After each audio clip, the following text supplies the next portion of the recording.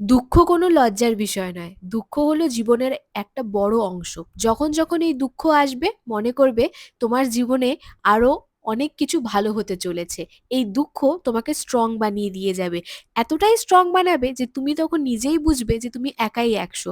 তোমার কারোর উপর ডিপেন্ড করে থাকতে হবে না। কারণ তুমি মেন্টালি অ্যান্ড ফিজিক্যালি সব দিক থেকে অনেকটা স্ট্রং হয়ে যাবে। হ্যাঁ, একটু সময় লাগবে কিন্তু অবশ্যই তুমি স্ট্রং হবে।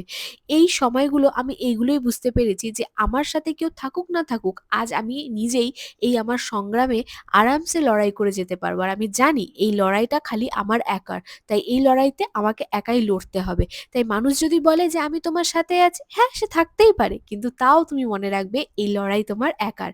আর এই লড়াই একদিন শেষ হবেই।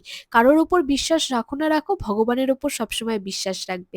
কারণ তিনি যা করেন মঙ্গলের জন্যই করেন। আজকে আমার এই দিন আমার খুবই খারাপ লাগে। ১ মাসের মতো হয়ে গেছে বাড়ি থেকে বেরোই না। সবসময় আমার মনের ভিতরে অনেক রকমের জ্বালা যন্ত্রণা থাকে। কিন্তু তাও আমি মনে করি এই দুঃখের পরে একদিন না তো একদিন সুখ আসবেই।